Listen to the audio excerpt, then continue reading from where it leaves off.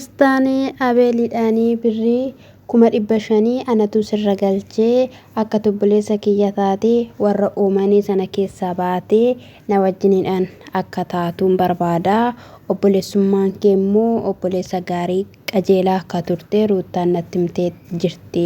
Ashamaa akkam jirtu hordoftoonni Qiddoo YouTube marti keessan subscribe like naa gochuun na jajjabeessaa qimamochee lammiiwwan namni viidiyoo kana ilaaltanii adaraa waaqayyoon like godha. Likein keessan baay'ee nama fayyada dhugaa ilaaluun keessan waan hin oolleef viidiyoo isiniin jedha qaaliiwwan kiyya.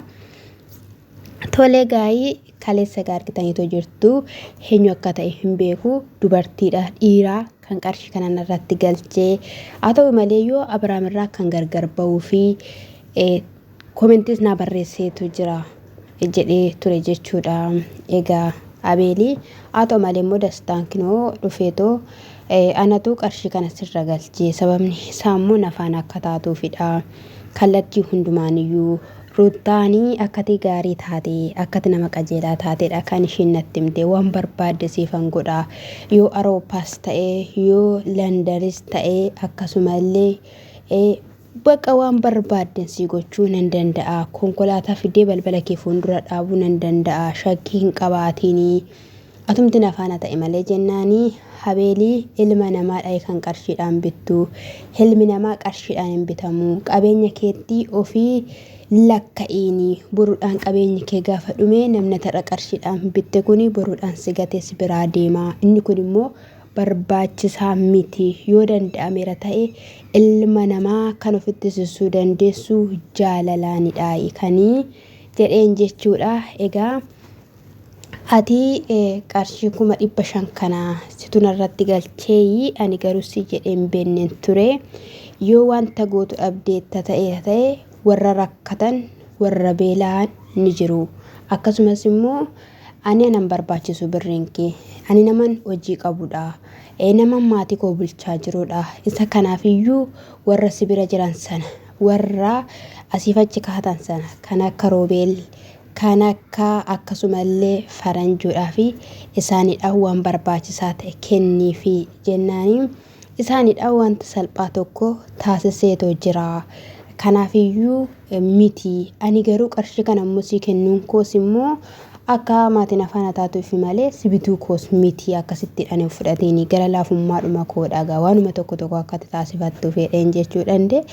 Faranjii qarshiidhaan bitte jechuudha. Roobeel qarshiidhaan bitte jechuudha. Akkami waan isaa icciitii gadi baaste jechuun faranjiin dhaadachaa ture. Nuti nama qarshii nyaatu miti nuti jechaadha kan turame jechuudha. Amma sin shakkeeyyuu dastaa maaliifan si shakke sitti fakkaate abeeliidhaan gara keessan taasiftanii haasofsiiftanii dhugaa jiru barsiistanii akkasumallee atis illee teessistee haasofsiistee yoo Abrahaamidhaanii jireenya ermeellaa harkaa baastanii gara Ruutaatti fiddanii jireenya ishii gaa'ela ishii kana sirreessitanii gaariidha jechuudha. Isas immoo yoo gochuu dandeessaniitu ta'e amma ermeellaa jaalalli qabeera. Jaalalli baay'ee qabeera nama kana dhabuun barbaaddu kan nama dhibu jechuudha. Egaa immoo nama dhabuu jechuun in ulfaata. Jaalallee ofii yookiin immoo kan jaalatan kan amanatan dhabuu jechuun hanga nama du'e biraa dhabanii sana yaadan akka kiyyatti jechuudha. Ani jaaladhee widitti godhee garuu kan hin dhabeen qabu. Qaban. Galata waaqayyoo enna kan itti miidhame warra itti miidhaman immoo baay'ee rakkisaadha lubbuu isaanillee balleessuu danda'u jechuudha. Kanaafi intala kanas ermeellaan akkas gootee ermeellaan kanadha jechuu osoo hin taane maatiidhuma Ruutaas haa ta'u maatiidhuma Abrahaamis haa ta'u jechuudha. Tasgabbiidhaan jaalalaan amalaan qabanii jechuudha. Lassi jedhanii osoo gorsanii inni boruudhaan siif hin ta'u inni boruudhaan jireenya keetiif hin ta'u sitti fayyadamuu fi si miidhuuf jedhanii tasgabbeessanii baay'ee bareeda jedheen yaadan akka kiyyatti jechuudha. Malee amma inni si micciirtanii Abrahaamidhaan harkaa baastanii gara Ruutaatti deebisuudhaaf jettan kuni intala kana miidhee boru rakkoo guddaa keessa yoo galtu jechuudha. Akka kiyyatti sodaadhee too jira jechuudha. Ermeellaan baasawee jechuudha nama duuba deebi'uu miti. Argitaniitu kana dura waan isheen gochaa turte jechuudha yeroo buttaa jiraatte. Hanga machoofte hanga waan ta'e taatutti jechuudha. waan baay'ee jechuudha garaatti baattii jedhamee odeeffamee ture jechuudha silaa garaatti baachisuu hin deessisuu waan ta'e godhu silaa siniif safuudha yana keessaniif safuudha kana dhagaa ta'u malee inni hin barbaadani jedhee jechuudha garummoo Roobel fa'ii faranjii fa'ii akka fudhachuudhaaf jedhu piroosesiin immoo karootaas akka dhumuudhaaf jedhu kan ijoollee isaan sanaas akka jalqabe odeesseetoo jira jechuudha. Nuti amma oduu keessan kana dhugaadha hin jennu. Dhugaadha hin jennu. Ijoo mucaa kana ilaalame mee ilaala dastaa jechuudha. Dastaa moo Abeeltuu irra quqqummi jedhee nama bilchaate iyyuu fakkaata. Eshi. Daa'imam isum dhugumaa daa'imadha. Daa'ima umurumaan daa'ima sammuun iyyuu miti dhiisaa umuriidhaan jechuudha. Mee namni kun akkamitti Awurooppaa dhaqee barnoota baratee fixee biyyoota keessaa immoo Afrikaa garaagaraa qaba jedhanii silaa odeessaniiru jedhiiraan jechuudha. Abrahaamin jechuudha. Abrahaam waan nyaattee bultu iyyuu hin qabdu waan ittiin hawaasaa waan itti dhaanii boolee seentu iyyuu hin qabdu gaafa jedheen san argataniitoo jirtu jechuudha. Barumsa saddaan kuteetti deebi'ee jechaanidha kan inni ture jechuudha yeroo darbe argatanii jirtu mee namni kun akkamittidhaan mee birrii 500 mee eessaa fidde moo umurii kee kamitti deemteet biyya sana turtee deebitee intala abbaa manaa qabduu waan tokko waan hin xumurre waraqata bicha xarra godhanii tarsaasanii kana caalamiin iddoo tokko footoo xarxarra godheeti Abrahaam mana keessa jechuudha akka wanni itti na laxxafe laxxafe hundi ishii naannesseeti laxxafe eeshi jenne ermuun immoo Abeelii fi immoo Burukaan immoo suurota lama kaasaniifiti tokko iddoon isaan geessan hin beeknu hoteela Abrahaam jira ta'uu hin beeknu tokko garuu mana Ermeellaa jira Ermeellaan achiisa dhudhungatti eeshi suurri sunuyyuu deebisee jaalala qabsiise ati immoo as deebiteeti liqliqsiqsi jette birrii ijoollee kenniteeti gara keetti deeffachuudhaaf jette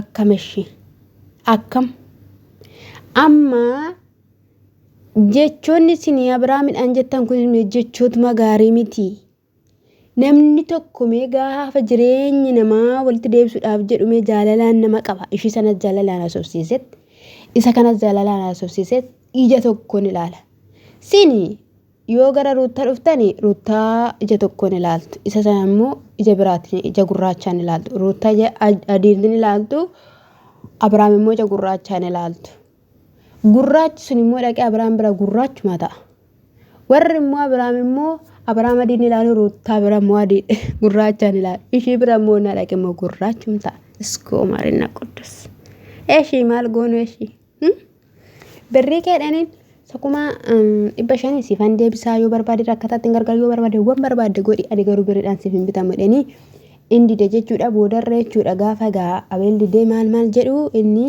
ruutaan maal singoote maal si raawwatte anga kanatti irratti taasisuu barbaadde ishinuu nama gaariidha nama jaalatamuu qabudha nama kabajamuu qabudha ennaani wanta waliin galle wayitu jira ture. Wanticha irratti immoo waliif galuu hin dandeenye matumayyuu kanarraatidhaan kan ka'e ani rootaan gargar baane malee dhimmi biraa gidduu keenya hin jiru yaanni biraa gidduu keenya hin jirudha jechuudha Abeel kan jedheetoo jiru jechuudha isa kanadha egaa hin beeknu inni biraa immoo jechuudha waayitiinsu Alaazar jaartii sana jechuudha argitaniitoo jirtu haadha Alaazar jechuudha marzii dhugaan siniin jedhe marzii waan taate jechuudha dhugaa dubbachuu dubartii gallamoota natti fakkaata amma dhugaan siniin jedhe dubartii gallamoota jechuun kan abbaa manaa hin qabne kan bakka barbaadde deemtee odeessitee lafallaftee walitti nama naqaa ooltee akka barbaadde taatee galtu dhugaan siniin jedhee afaan masheennaashin dubbattu laalame isa dhugaa rabbii ilmoon haati tokko akkamittiidhaan gaala ilma isheetii diiguudhaa fi hanga kana mee deemtime mucaa boqonnaa dhoowwite tasgabbii dhoowwite achi gooti as gooti tinsuun immoo dhugaan siniin lallaaftuu namaati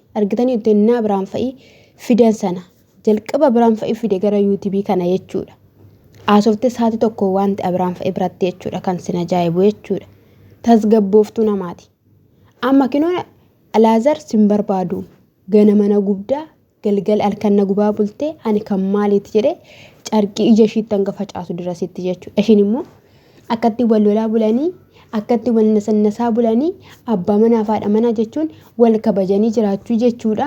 Ani immoo hospitaala deemuufanii anaaf isaan wanti walitti buusuu hin jiru. Akka barbaadanaa ta'anii yoo barbaadan hararamanii yoo barbaadan walaatumanii jetti jechuudha kun. Otoo afaan ishee jechuudha jaartitti dhiifama godhaati malee jechuudha dhugaan isiniin jedhee jechuudha. Afaan isheen nashin odeessitu barruu marka nama wayitiin laxxafanii odeessin jedhanii jechuudha.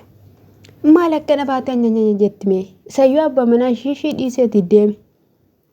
Mana dhiisee deeme ijoollee sarratanyaatti dhiiste dhufte asii ganaa gaala ilma isheetii diiguudhaaf bu'aa bayinaa baate. Isa biraan immoo dubartii biraa fiddee dhugaan isiniin jedhanii kan akka tinsuu danda'e iyyuu hin jiru. Basmaa otoo tokko tokkotti bishaan danfaa ija isheetti natte jechuudha. Malee akkatti wajjinii waan hin jettu jechuudha. Inni dammoo gara ilmaa taate jechuudha. Mee maaltu ishii galche? Maaltu ishii dhibe mee qomee? Ergaa abbaa manaa fi haati manaan ta'anii tasgabbaanii walii galu jettee ta'e gidduu isaaniitii maaliif hin baane?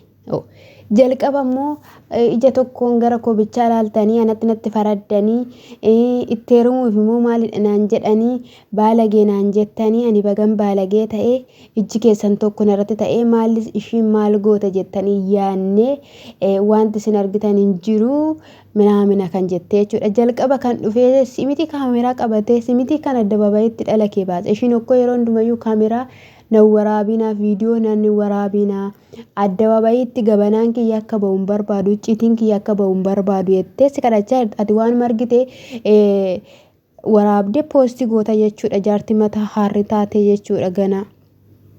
Kuni dhugaan isiniin jedhee gadi garagalchine irratti sirbina yoo ta'uu baate kanaan malee hin galtu jechuudha. Kan akka shiitiitti kinoo kan gaala namaa diigu dhugaan isiniin jedhe. Amaatiin tokko tokko basmaa ibiddaan boqonnaa siif hin kennitu karaati baatu si heddi karaati galtu si heddi.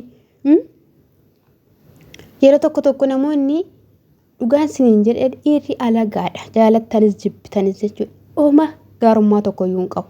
Isa dhugaa yeroo tokko hanga dhaqee harkatti si galfatee manatti si galfatu dirasitti jechuudha. Si malee koosiin jedha jireenyi koosuma jedha jiruun koosuma jedha maatiin isaallee akkasumas hin jedhu.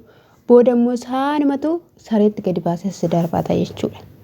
Ilaalamee waan ishiin gochaa jirtu. Alaazar tokkoffaa sodaatee jira haadha isaa. Tinsuus dhabuun barbaadu ture.